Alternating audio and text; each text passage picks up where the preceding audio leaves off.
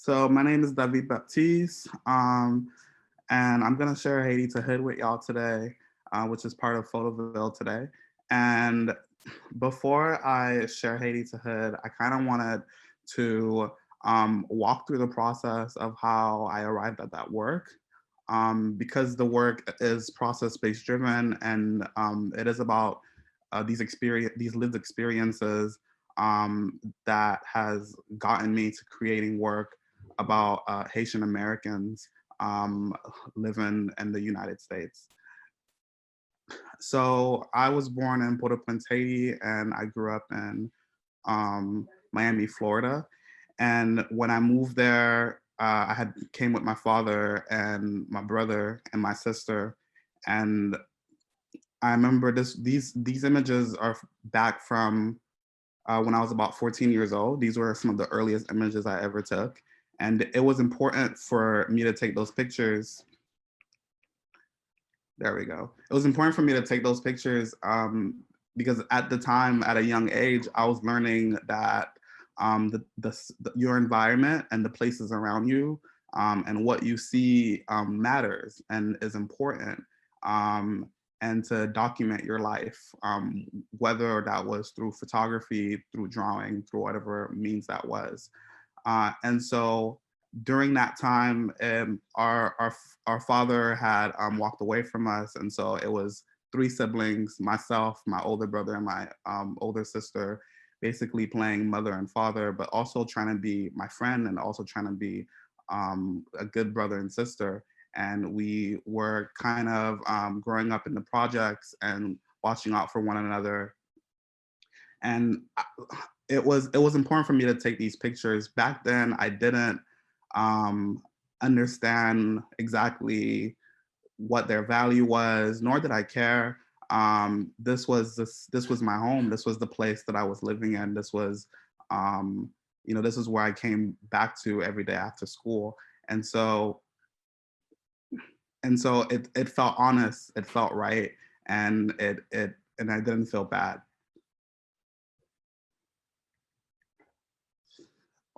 We reconnected with our mother um, after having been disconnected from her for like about 10 years. This was like one of the bonding moments between my sister and my mom. And one of the first photographs that I took of them together, which was like very precious to me. So while I was also living this life, um, I was a year later, I was going to a public school on Miami Beach.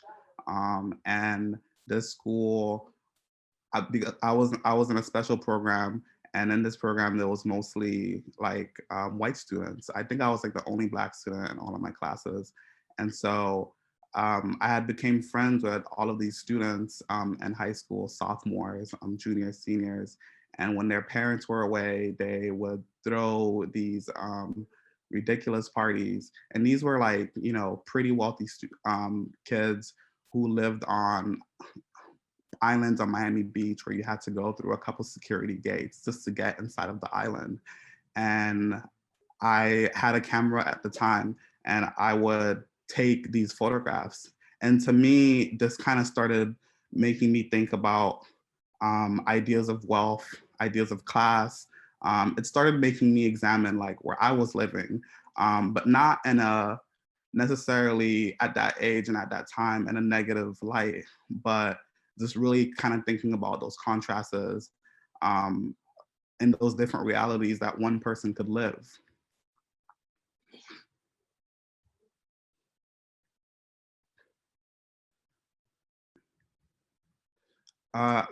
Back in Miami, everybody has like pools, and so there was like a lot of pool parties. Um, and I remember for me, sorry, give me 1 second, y'all. This like my little clicker is acting up on me. There we go. All right, we're back.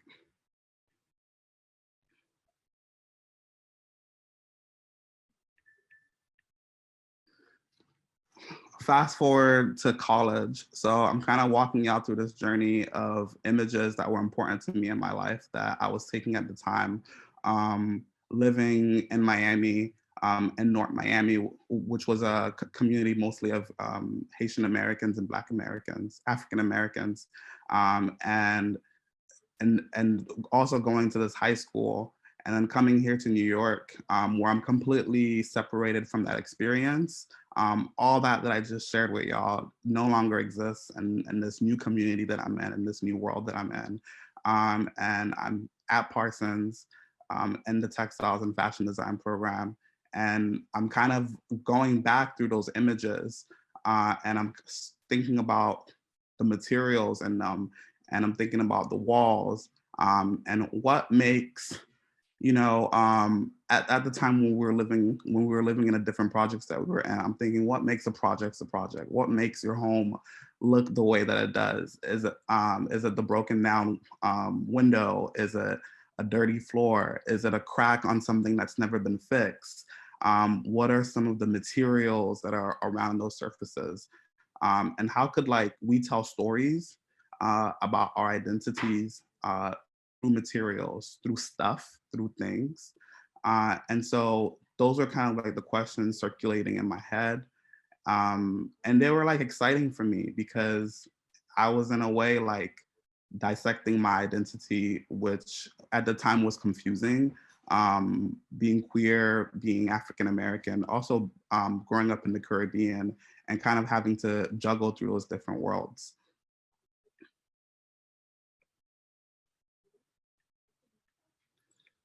So this kind of gave birth to the exhibition that's currently at Photoville, titled Haiti to Hood, which was about telling different Haitian American stories within the confines of the home, because there was so much that was going on inside the home, in terms of materials, in terms of class, in terms of identity. And I kind of wanted to build these little sets and build these different worlds, to kind of tell this cross-cultural experience, of these dual identities and different experiences within the Caribbean and Haitian American community. And so this was, I remember, one of the first sets that I started off with. And in one of our homes, we kind of had that backdrop that you see, the wallpaper. It was kind of like a plaid. And so at Parsons, when creating this work, I was, like I said, I was away from all of those resources. And so the resources I did have available to me was called like a plotter printer. And it was massive, and it was about like 40 inches wide. And you could print basically anything you wanted for like $10, or even less. And that completely, to me personally, that was fascinating. Like I was like, oh, I can like do whatever the hell I want. And so when you look at this image, the backdrop is completely printed.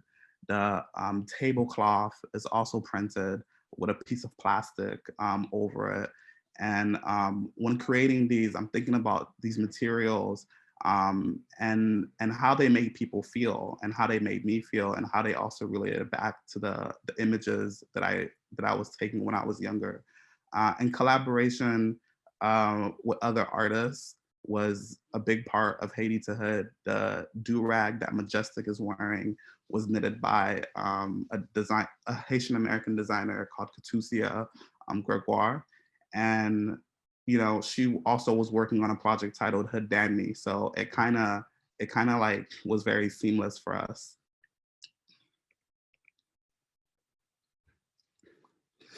So Haiti to Hood being this idea of coming from one place, and then being in another place, one place being Haiti, the next place being America.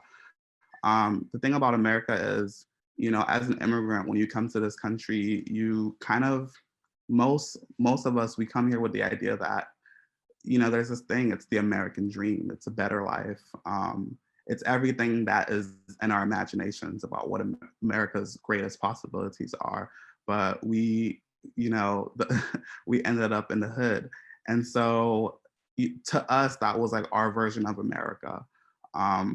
It was growing up in Black American communities that had predominant Haitian immigrants in them. This was one of the first images that was taken in Haiti, and the only one that was taken in Haiti that is part of the series. I kind of wanted to like show the contrast between real life and then the sets that I was building and creating.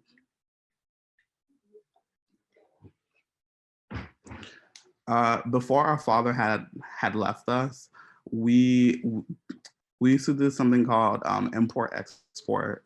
I don't know if there's like another name for it, but that's just what we called it. And it was a really silly business. I never understood it till this day, but a lot of Haitian men in particular would purchase merchandise from the US, and then they would package it, ship it back to Haiti to make a profit, and then send that money back to the US. And so our home with that business kind of never became a home.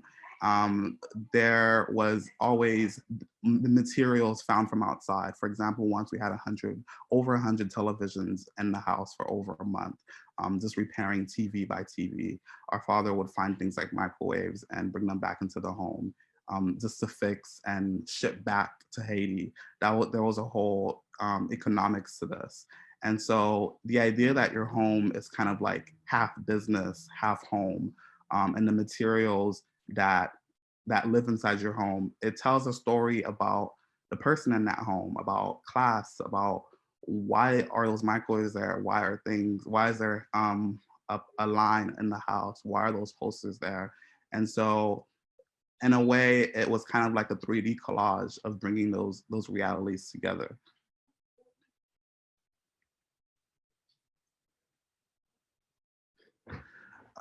This was, I think, the final image from that specific set.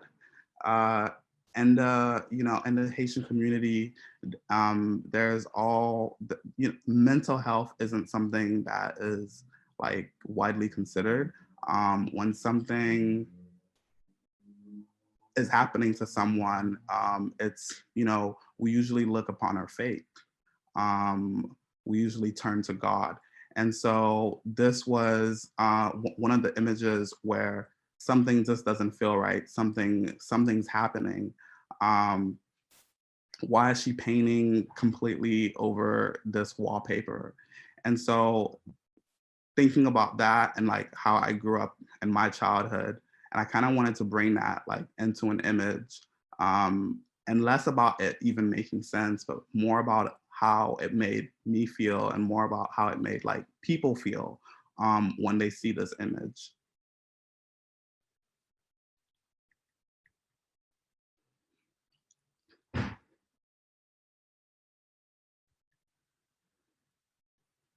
And then this is one of my favorite images from the Haiti to Hood series.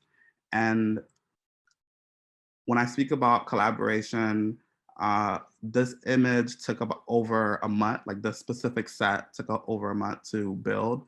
And, you know, these are being built at Parsons. And, you know, I'm finding classrooms to like hide stuff because you can't really like set things up and leave them there. All of the models and like the people in the photographs are uh, other Haitian Americans who have reached out to me or who I've reached out to on Instagram, to scouting, asking people, would you like to be a part of this project? And so I remember like growing up here in the US, back like early 2000s, this was like a very nostalgic photo for me, thinking about my older brother and kind of what it meant for him and also me to blend into society. You know, we often speak about like um, blending into white American culture. For us at the time, it was more about blending into Black American culture.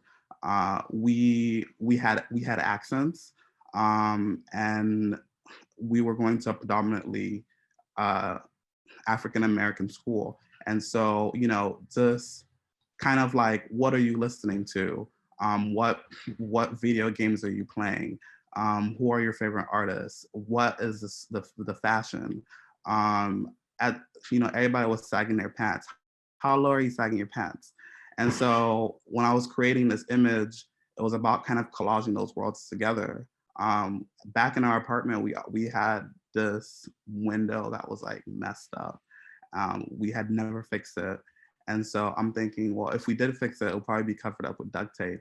And so kind of putting together these ideas and these worlds into an image um, was bridging that story for us.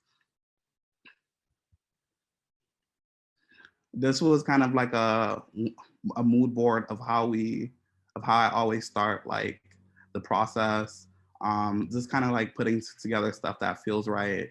Um, Things from childhood, prints from my culture, but also looking at prints and textiles from photographs that I had taken in the past. And I wanted to share this love video with y'all because I think it's much better than like an image.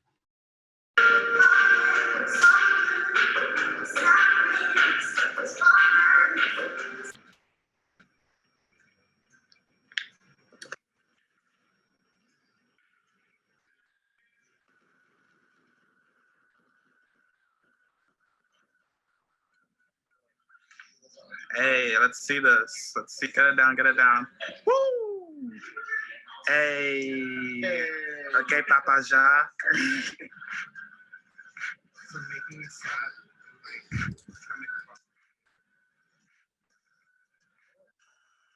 Can you take a behind the scenes shot for me?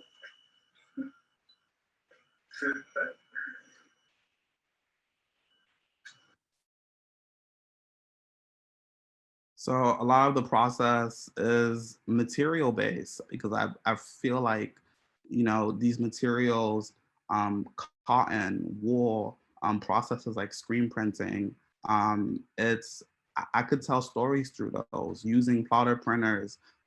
Those materials hold truth in them. They hold our identities, especially within the home, how we position certain stuff, and what we do with them. And that's kind of the point of like making and building these sets, was to tell this cross-cultural experience. And so I want to end this presentation with one of my latest projects. And so from where I started, from those earliest photographs, um, to uh, to creating Haiti to Hood, and kind of finding this love for making sets and kind of telling your personal story through design, through materials, um, through images. And that was picked up by Converse 2 months ago, and they had asked me to build a set for them, for a global campaign. And at the time, I didn't have, it was quarantine. There was no access to the resources that I once had available to me. So I felt like I had to start from scratch all over again.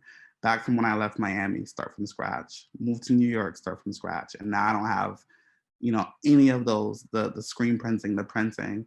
And so I head to the dollar store and I found a material that I identified with and that felt right and that would bring me happiness and joy. And I think other people really had liked it. And so this was a campaign for a Converse ad. And I wanted to share this with y'all just to kind of share the story of my story of photography, my connection with making sets, and my connection with materials.